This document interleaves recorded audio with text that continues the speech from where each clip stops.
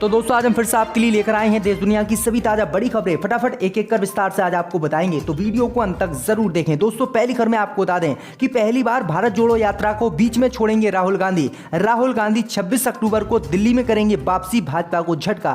वहीं आपको बताएंगे दोस्तों की देश के पूर्व गृह मंत्री ने भगवत गीता में बताया जिहाद, कहा श्री कृष्ण ने अर्जुन को जिहाद करने की दी थी अनुमति। वहीं आपको बताएंगे दोस्तों की जम्मू कश्मीर प्रशासन ने महबूबा मुफ्ती को सरकारी बंगला खाली करने का दिया नोटिस। महबूबा मुफ्ती बोली इस समय मुझे रहने के लिए कहीं पर नहीं मिल रही है जगह।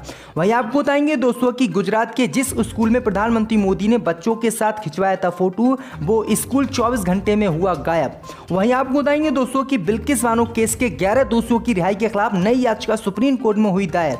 सुप्रीम कोर्ट भी सुनवाई के लिए हुआ तैयार, 11 दोषियों को फिर से डाला जा सकता है जेल में। तो दोस्तों सभी खबरों को आपको एक एक कर बताने वाले हैं। वीडियो को लाइक कर चैनल को सब्सक्राइब कर दें और हमें कमेंट करके बताएं कि आपके जिले किस राज्य से हमारी खबरों को देख रहे हैं। इसी बीच पर तो दोस्तों अगली खबर की ओर, तो राहुल गांधी की होगी दिल्ली में वापसी, पहली बार छोड़ेंगे भारत जोड़ो यात्रा। जी दोस्तों आपको बता दें कि मल्लिकार्जुन खड़गे कांग्रेस के नए राष्ट्रीय अध्यक्ष बन गए हैं। 26 अक्टूबर को वह पद संभालने के लिए तैयार हैं। खबर है कि इस मौके पर पार्टी के पूर्व अध्यक्ष राहुल गांधी भी दिल्ली पहुंचने वाले हैं। खास बात यह है कि अगर ऐसा होता है तो भारत जोड़ो यात्रा शुरू होने के बाद यह पहला मौका होगा जब वह पद यात्रा के बीच दिल्ली जा रहे हैं। समाचार एजेंसी ANI के सूत्रों के हवाले से लिखा गया है कि 26 अक्टूबर को ऑल इंडिया कांग्रेस कमेटी के मुख्यालय में होने वाले कार्यक्रम में राहुल गांधी शामिल होंगे। इस दौरान खड़गे पार्टी अध्यक्ष का कार्यभार संभालेंगे। फिलहाल ये जिम्मेदारी सोनिया गांधी निभा रही हैं। इससे पहले राहुल पार्टी के अध्यक्ष थे, लेकिन 2019 लोकसभा चुनाव में करारी हार के बाद राहुल गांधी ने पद छोड़ दिया था। तो ये बड़ी अपडेट आई दोस्तों कि भारत जोड़ो यात्रा पर राहुल गांधी इस समय निकले हुए हैं और भारत जोड़ो यात्रा राहुल गांधी पहली बार छोड़ेंगे। इसी बीच पर तो दोस्तों अगली खबर की ओर, तो देश के पूर्व गृह मंत्री ने भगवत गीता में बताया जिहाद, हिंदुओं में गुस्सा। जय दोस्तों आपको बता दें कि कांग्रेस के वरिष्ठ नेता और देश के पूर्व गृह मंत्री शिवराज पाटिल ने भाजपा पर निशाना साधते हुए भगवत गीता में जिहाद बताया है, जिसके बाद हिंदुओं के वे निशाने पर आ गए। दरअसल आपको बता दें कि उन्होंने कहा है कि इस्लाम में जिहाद की बहुत चर्चा हिंदूवादी संगठन करते हैं।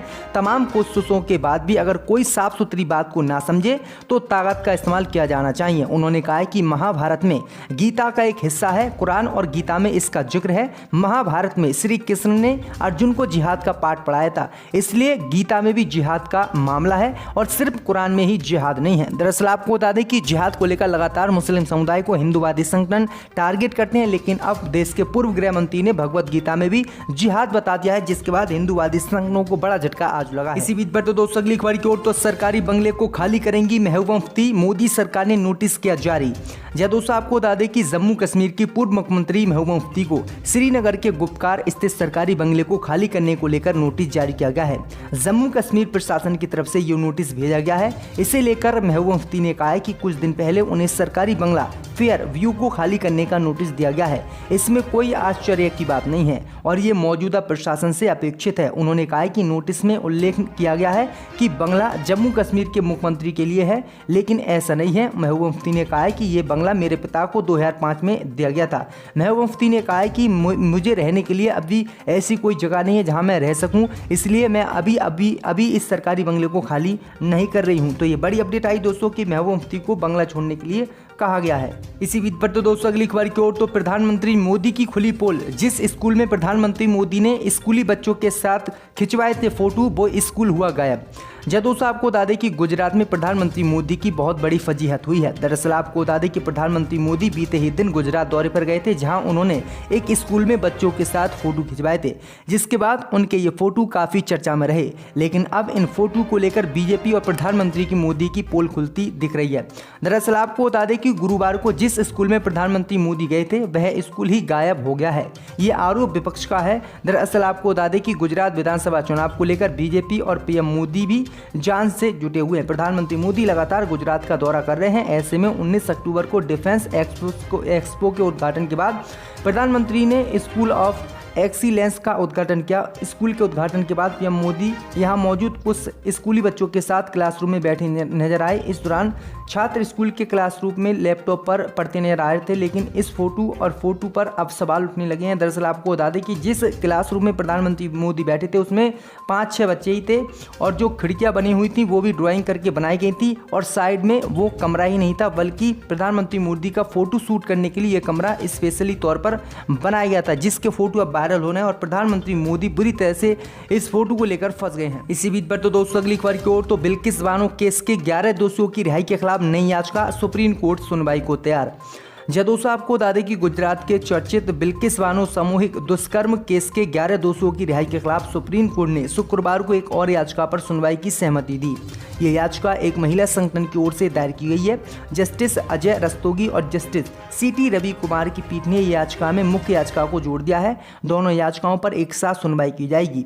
शीर्ष court national federation of India women द्वारा दायर एक याचिका पर पहले से सुनवाई हो रही है। इसमें सजा की छूट और मामले में दोषियों की रिहाई को चुनौती दी गई है। सुप्रीम कोर्ट ने 18 अक्टूबर को कहा था कि सजा में छूट को चुनौती देने वाली याचिकाओं पर गुजरात सरकार का जवाब बहुत भारी है। इसमें कई फैसलों का हवाला दिया गया है, लेकिन फिर भी हम इस मामले की जांच करेंगे और इस पर फैसला सुनाएंगे। वहीं उम्मीद जताई जा रही है कि जो बिल्किस बानो के 11 दोषियों को रिहा किया गया है उनको दोबारा से जेल में सुप्रीम कोर्ट डाल सकता है। इसी बीच पर तो दोस्तों अगली खबर की ओर, तो कांग्रेस ने प्रधानमंत्री मोदी पर साधा निशाना, कहा आरएसएस किसी और को बनाए देश का पीएम। जहां दोस्तों आपको बता दें कि अपने विवादित बयानों की वजह से अक्सर चर्चा में रहने वाले कांग्रेस नेता उदित राज ने एक बार फिर से बड़ा बयान दिया है, जिसकी वजह से वो भारतीय जनता पार्टी के निशाने पर आ गए हैं। उदित राज ने प्रधानमंत्री मोदी के केदारनाथ दौरे और आरएसएस को लेकर बयान दिया है। कांग्रेस नेता उदित राज ने फिर विवादित बयान दिया और कहा कि आरएसएस किसी और को पीएम बनाए। उन्होंने ट्वीट कर कहा कि प्रयागराज में आरएसएस चिंतित है कि धर्मांतरण हो रहा है। पीएम मोदी आज छठी बार केदारनाथ दर्शन पहुंचे। आजकल ज्यादातर समय तीर्थ स्थलों में बिता रहे हैं। आरएसएस मोदी जी को पूरा समय हिंदू धर्म की कुरीतियों को खत्म करने में लगाएं ताकि धर्मांतरण रुके और पीएम किसी और को बनाए। तो ये बड़ी अपडेट आई दोस्तों। उन्होंने साफ कहा है कि प्रधानमंत्री मोदी को तो पूजा पाठ और मंदिरों का दौरा करने से ही फुर्सत नहीं है, इसलिए आरएसएस को किसी और को पीएम बनाना चाहिए जो देश की सेवा कर सके। इसी बीच पर तो दोस्तों अगली खबर की ओर, तो कोर्ट से राहत मिलते ही अखिलेश यादव से मिलने पहुंचे विधायक अब्बास अंसारी। जहां दोस्तों आपको बता दें कि सुप्रीम कोर्ट से गिरफ्तारी पर रोक लगाए जाने के बाद राहत मिलते ही सुबह सपा विधायक अब्बास अंसारी सैफई पहुंचे। 55 दिनों से फरार चल रहे अब्बास ने सैफई पहुंचकर मुलायम सिंह यादव को श्रद्धांजलि दी। उनके साथ में उनके बेटे छोटे भाई भी मौजूद थे। दोनों ही लोगों ने अखिलेश यादव से मुलाकात कर शोक संवेदना व्यक्त की और मुलायम सिंह यादव के चित्र पर पुष्प अर्पित किए। अब्बास अंसारी के मिलने की बात भी उस समय सामने आई जब उन्होंने अखिलेश यादव के साथ अपनी फोटो सोशल मीडिया पर साझा की। उन्होंने लिखा कि नेताजी को विनम्र श्रद्धांजलि। नेताजी ने हमेशा ही अभिभावक के रूप में हर हालात में हमारा मार्गदर्शन किया, हमारा साथ थामे रखा। इस दौरान अब्बास अंसारी ने पूर्व सांसद धर्मेंद्र यादव से ही मुलाकात की और इसके बाद वह वहां से चले गए। तो ये बड़ी अपडेट आ रही दोस्तों। इसी बीच पर तो दोस्तों अगली खबर की ओर, तो कनाडा की नागरिकता के लिए लाइन में हजारों भारतीय।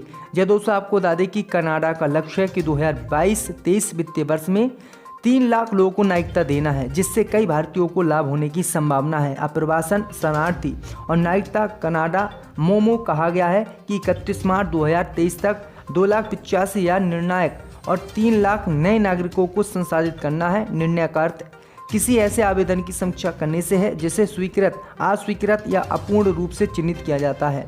नागरिकता लक्ष्य का मतलब है कि 3000 अस्वीकृत आवेदकों को नागरिकता की शपथ दिलाना है, यानी जो है अपने देश में भारी भरकम नागरिकता जो है कनाडा देने वाला है। इसी बीच पर तो दोस्तों अगली खबर की ओर, तो बीजेपी सांसद रीता बहुगुड़ी जोशी की बड़ी मुश्किलें। एमपी एमएलए कोर्ट ने जारी किया गिरफ्तारी वारंट।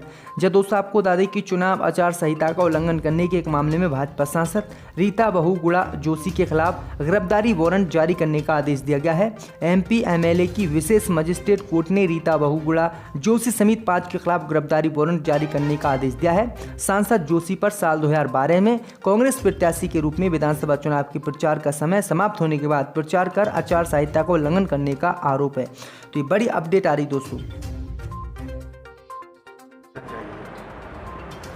आज हिंदुस्तान की जनता सिर्फ सुप्रीम कोर्ट के ऊपर ही भरोसा करता है। सुप्रीम कोर्ट सख्त एक्शन ले और सुप्रीम कोर्ट के पास ये पावर है कि वो किसी को भी पूछताछ करने के बाद जेल भेज सकता है। स्वतः संज्ञान लेके अपने ऑर्डर पास करें।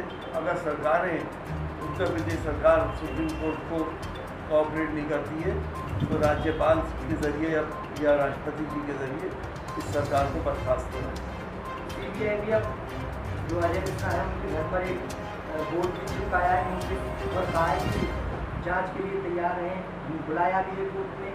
लेकिन वो केस में जो है लड़के की जो लोकेशन है, अजय मिश्रा जो है असीम मिश्रा उनकी लोकेशन नेपाल की पाई जा रही है, मतलब नेपाल चले गए हैं वो किसानों को रोक।